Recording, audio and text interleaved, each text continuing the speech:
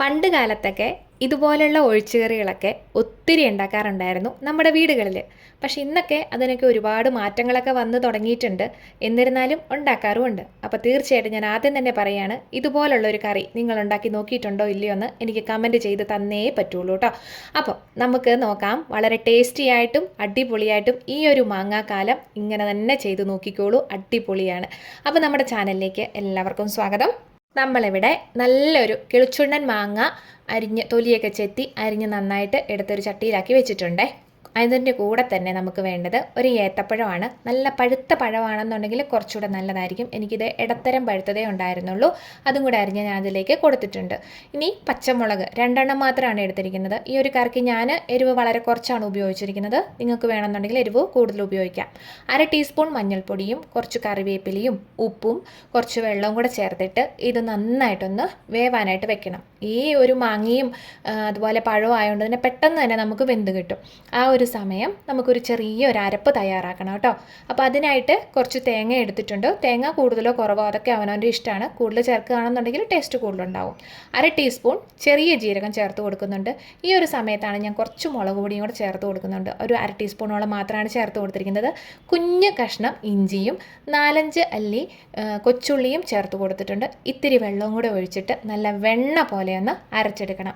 അരയ്ക്കുമ്പോൾ വെള്ളം കൂടുതൽ ഒഴിച്ചിട്ട് അരച്ചിട്ടുണ്ടെങ്കിൽ അരപ്പ് നന്നായിട്ട് കിട്ടത്തില്ല.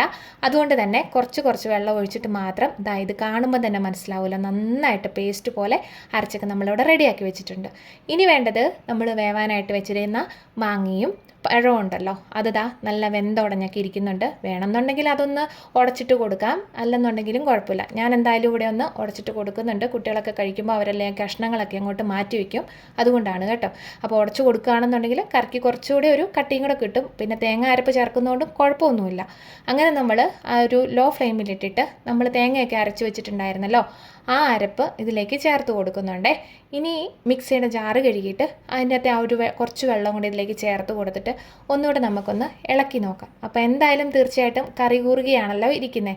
അതുകൊണ്ട് തന്നെ നമുക്കിതിലേക്ക് കുറച്ച് വെള്ളം കൂടെ ചേർത്ത് കൊടുക്കേണ്ടതുണ്ട്. അന്നേരം നമ്മൾ തിളപ്പിച്ച വെള്ളം ചേർത്ത് കൊടുക്കുകയാണെന്നുണ്ടെങ്കിൽ നല്ലതാണ്. സാധാരണ കറിക്കൊക്കെ നമ്മൾ തിളച്ചുകൊണ്ടിരിക്കുന്ന കറിക്കിലേക്ക് പച്ചവെള്ളം ചേർത്ത് കൊടുക്കാറില്ല. ചേർത്ത് കൊടുക്കുന്നവരുണ്ട്, ഇല്ലെന്നല്ല, നമ്മളങ്ങനെ ചെയ്യാറില്ല. അതുകൊണ്ട് ഞാനിതിലേക്ക് തിളപ്പിച്ച വെള്ളം കുറച്ചുകൂടെ ചേർത്ത് കൊടുക്കുന്നുണ്ട്. അതായത് കറിക്ക് ആവശ്യത്തിനുള്ള വെള്ളമാണ് നമ്മളിവിടെ ചേർത്ത് കൊടുക്കുന്നത്. കറിയുടെ ഉപ്പ് നോക്കിയിട്ട് അതിലേക്ക് കുറച്ച് ഉപ്പും കൂടെ നമുക്കിതിന് ചേർത്ത് കൊടുക്കണം. എന്നിട്ട് ലോ ടു മീഡിയം ഫ്ലെയിമിലിട്ടിട്ട് നന്നായിട്ടൊന്ന് തിളപ്പിച്ചെടുക്കണം കേട്ടോ. വെട്ടി തിളക്കരുത്, എന്നാലും അത്യാവശ്യം അതിൻ്റെ പച്ചമണമൊക്കെ ഒന്ന് മാറാൻ പാകത്തിനാണ്. അതുപോലെ ഹൈ ഫ്ലെയിമിലിട്ട് ചെയ്തിട്ടുണ്ടെങ്കിൽ പെട്ടെന്ന് അങ്ങ് തേങ്ങയൊക്കെ ആയതുകൊണ്ട് തന്നെ പിരിഞ്ഞൊക്കെ പോകാനുള്ള സാധ്യതയുണ്ട്. അതുകൊണ്ട് ലോ ടു മീഡിയം ഫ്ലെയിമിലിട്ടിട്ട് മാത്രമാണ് ചെയ്തെടുക്കേണ്ടത്.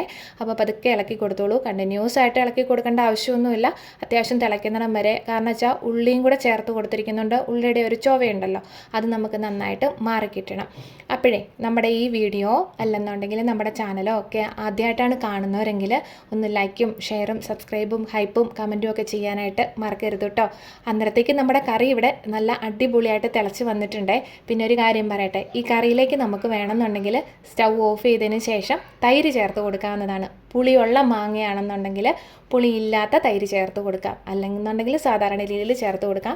നമ്മൾ ഈ ഒരു കറിക്ക് തൈരൊന്നും ചേർത്ത് കൊടുത്തിട്ടില്ല, ഇങ്ങനെ തന്നെ ചെയ്തെടുക്കുകയാണ് ചെയ്തിരിക്കുന്നത്. അപ്പം നല്ല പുളിയുള്ള കറി ആയതുകൊണ്ട് തന്നെ ഞാനൊരു കുറച്ച് ശർക്കര ഇതിലേക്ക് ചേർത്ത് കൊടുക്കുന്നുണ്ട്. ഓപ്ഷനിലാണ് കേട്ടോ. അപ്പോൾ ശർക്കരയും കൂടെ ചേർത്ത് കൊടുക്കുമ്പോൾ ചെറിയൊരു മധുരം ആവുമല്ലോ, അതുകൊണ്ടാണ്. അപ്പം മാങ്ങയൊക്കെ ചേർത്തിരിക്കുന്നതുകൊണ്ട് തന്നെ തൈരിൻ്റെ ആ ഒരു മോര് ചേർക്കുമ്പോൾ ഒരു ചെറിയ ടേസ്റ്റൊക്കെ ഇതിനകത്തോട്ട് വരുന്നുണ്ട്. ശർക്കര ചേർത്തിട്ടും നമുക്ക് ഒരു കുറച്ച് നേരം ഒന്നുകൂടെ ഒന്ന് ഇളക്കി കൊടുക്കണം. അതെല്ലാം കൂടെ ഒന്ന് അലിഞ്ഞു പോരാൻ പാകത്തിന് കേട്ടോ. എന്നിട്ട് ഇത് നമുക്ക് പതുക്കെ സ്റ്റൗ ഒക്കെ ഓഫ് ചെയ്ത് ഒന്ന് മാറ്റി വയ്ക്കാം. ഇനി അതിലേക്ക് കടുക് വറയാണ്. കടുക് വറയ്ക്കായിട്ട് നമ്മൾ കടുക് പൊട്ടിക്കുന്ന ഒപ്പം തന്നെ ഒരു സ്വല്പം ഉലുവയും കൂടെ ചേർത്ത് കൊടുക്കുന്നുണ്ട് കേട്ടോ. അപ്പോൾ അതും കൂടെ നമ്മൾ ഇതിലേക്ക് ചേർത്ത് കൊടുത്തിട്ടുണ്ട്. അപ്പോൾ ഇനി ഉലുവ പൊട്ടിച്ചില്ലെങ്കിൽ അവസാനം സ്വല്പം ഉലുവ അങ്ങോട്ട് പൊടിയുണ്ടല്ലോ, അത് ചേർത്ത് കൊടുത്താലും മതി. പിന്നെ ഒരു കാര്യം പറയാൻ മറന്നു, തൈരാണ് ചേർക്കുന്നതെങ്കിൽ അരപ്പിന് കൂടെ നമുക്ക് ആ കൊച്ചുള്ളി മാറ്റിയിട്ട് ഒരല്ലി വെളുത്തുള്ളി ചേർത്തിട്ടുണ്ടെങ്കിൽ നല്ലതായിരിക്കും. ചിലർ അരയ്ക്കാറുണ്ട്, ചിലർ അരയ്ക്കാറില്ല, പറഞ്ഞതേ ഉള്ളൂ കേട്ടോ. അപ്പോൾ എന്തായാലും നമ്മൾ എല്ലാം സെറ്റാക്കി ഒന്ന് എടുത്തിട്ടുണ്ട്. ചോറിന് ഈ ഒരു കറി കൂട്ടി ചോറിനാൻ അടിപൊളിയായിരിക്കും. ഒന്ന് ട്രൈ ചെയ്ത് നോക്കിക്കോളൂ. അപ്പോൾ ടാറ്റാ.